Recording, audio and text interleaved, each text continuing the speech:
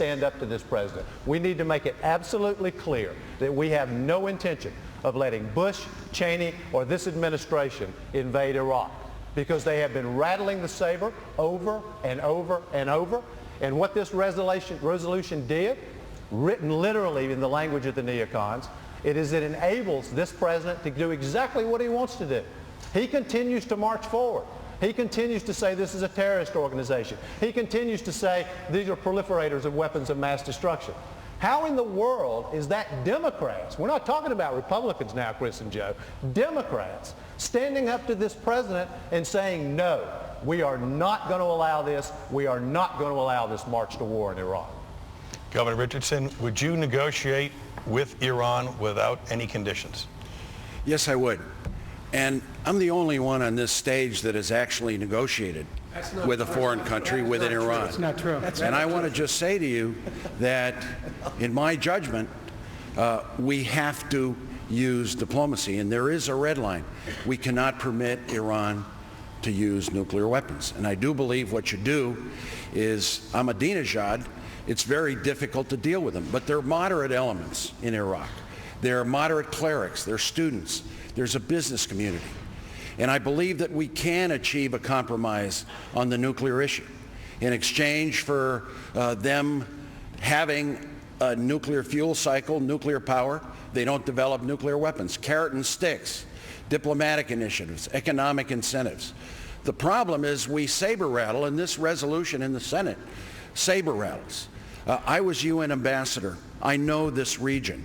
And I do believe that it's critically important that we talk to North Korea, that we talk to Syria, that we talk to Iran. And it's going to take skilled diplomacy. And what we have in this administration is a policy of preemption, of saber rattling, of leaking out potential targets in Iran. That's not going to get diplomacy started. And I believe it's critical if we're going to resolve the situation in the Middle East, if we're going to get Iraq to stop Iran's helping terrorists, we have to engage them vigorously, potentially also with sanctions. And we need to get European allies who refuse generally to help us with sanctions, as well as Russia. And what you saw recently is Russia and Iran embracing each other. That is not healthy. Congressman Kucinich, your opinion of this resolution? Well, first of all, we need to adamantly reject any kind of a move towards war with Iran. There's no basis for it whatsoever. But we have to realize, Tim, that we have a number of enablers who happen to be Democrats who have said over the last year with respect to Iran, all options are on the table. And when you say all options are on the table, you are licensing President Bush. And I'm the only one up here on the stage who not only voted against the war in Iraq, voted against funding the war, but also led the effort against Bush's drive towards war. The problem is these policies of preemption license a war. Preemption, by virtue of international law, is illegal. Our president has already violated international law. The war in Iraq is illegal. Even planning for the war against Iran is illegal. Tim, we're here in Philadelphia, the birthplace of democracy. I want to know when this Democratic Congress is going to stand up for the Constitution and hold the President accountable with Article 2, Section 4, and Impeachment Act. I think that our democracy is in peril, and unless the Democrats and the Congress stand up for the Constitution, we are going to lose our country. We need to challenge him on this war, but we need to challenge him at his core. And the core is there needs to be a separation of powers, a balance of powers. Things are out of balance. It is time for us to stand up for the Constitution of the United States.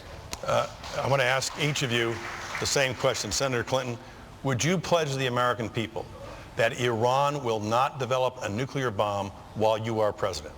I intend to do everything I can to prevent Iran from developing a nuclear bomb. But you won't pledge? I am pledging I will do everything I can to prevent Iran from developing a nuclear bomb. But they may. Well, you know, Tim, you asked me if I would pledge, and I have pledged that I will do everything I can to prevent Iran from developing a nuclear bomb. Senator Edwards. What I will do is take all the responsible steps that can be taken to keep Iran from developing a nuclear weapon. Senator Obama. I think all of us are committed to Iran not having nuclear weapons. And so, you know, we could potentially short-circuit this. But I think there is a larger point at stake, Tim, and that is we have been governed by fear for the last 6 years. And this president has used the fear of terrorism to launch a war that should have never been authorized. We are seeing the same pattern now. We are seeing the Republican nominees do the same thing. And it is very important for us to draw a clear line and say we are not going to be governed by fear. We will take threats seriously. We will take action to make sure that the United States is secure. As President of the United States, I will do everything in my power to keep us safe. But what we cannot continue to do is operate as if we are the weakest nation in the world instead of the strongest one, because that's not who we are. And that's not what America has been about historically, and it is starting to warp our domestic policies as well. We haven't even talked about civil liberties and the impact of that politics of fear, what that has done to us in terms of undermining basic civil liberties in this country, what it has done in terms of our reputation around the world. Senator Biden, would you pledge the American people that Iran would not build a nuclear bomb on your watch?